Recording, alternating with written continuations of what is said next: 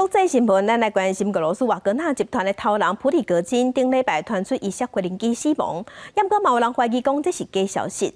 即马俄罗斯调查单位有公布 DNA 的调查结果，证实讲普里戈金确实就坐伫这架无人机顶，而且伊已经死亡。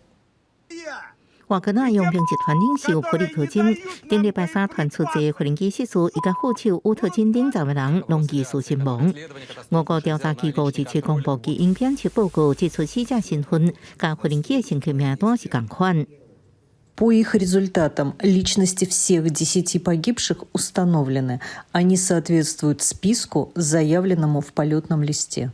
不过，俄国调查机构无说明无人机落落去的细节，报告真实性也无法度验证。普里戈金死亡时间点就伫伊6月发动军事政变失败了后2个月，伊伫国内医院有支持车，部分民众去市中心的纪念馆哀悼伊罹难。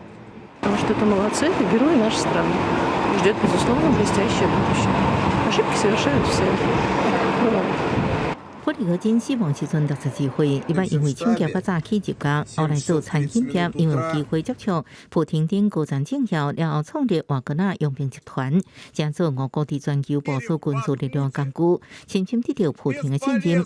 俄罗斯入侵乌克兰了后，普里戈金率领瓦格纳伫前线作战，不过为今年开始真侪摆公开批评俄国国防部机关报告管理不善，6月份又发动兵变进军莫斯科，互全球真震惊。Это не военный переворот, это марш справедливости.